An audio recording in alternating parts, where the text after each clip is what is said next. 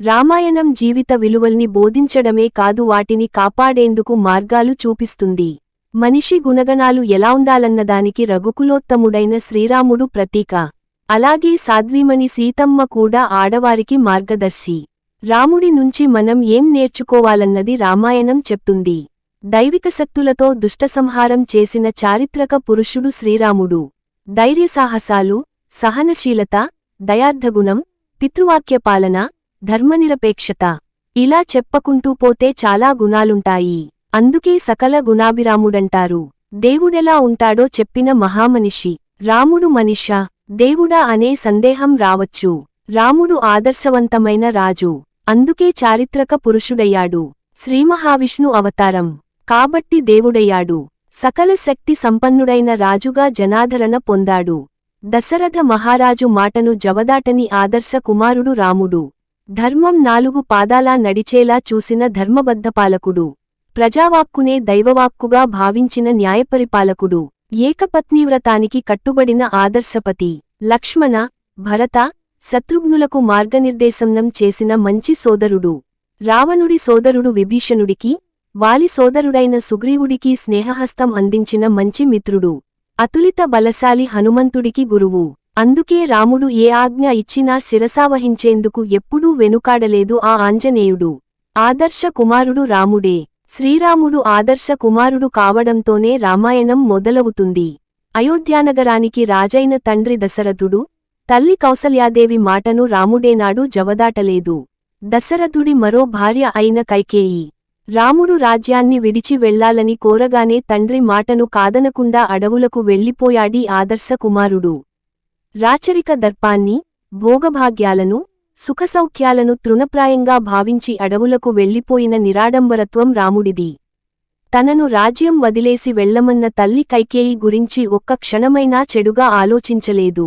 అరణ్యవాసం ముగించి తిరిగి రాజ్యానికి వచ్చినప్పుడు రాముడు మొదట కైకేయి పాదాలనే తాకి నమస్కరించాడు.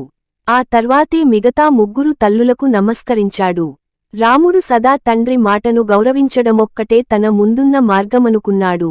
సమర్థుడైన సోదరుడు. లక్ష్మణ, భరత, శత్రుఘ్నులు 3ని సమానంగా ఆదరించిన అన్న రాముడు.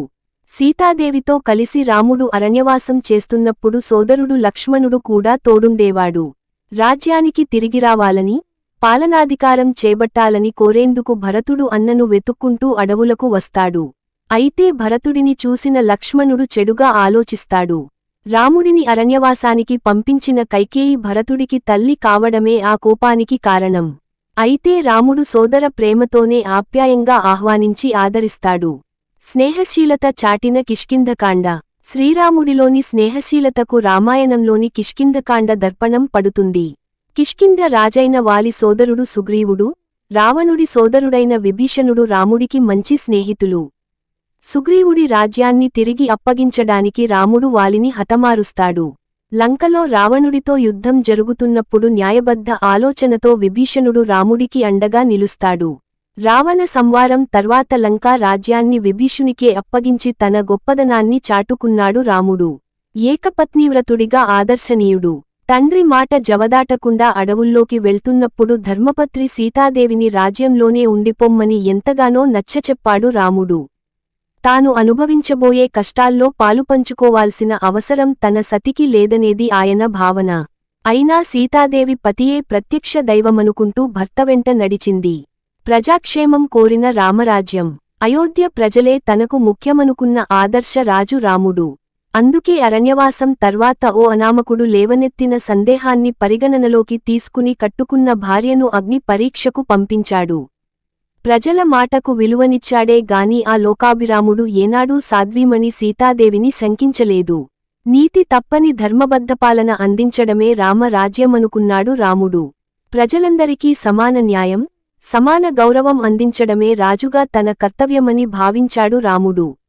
నీతి, నిజాయితీ, ధర్మం కలగలిసిన పాలనలోనే ప్రజలకు నిజమైన న్యాయం అందుతుందని ఆశించాడు.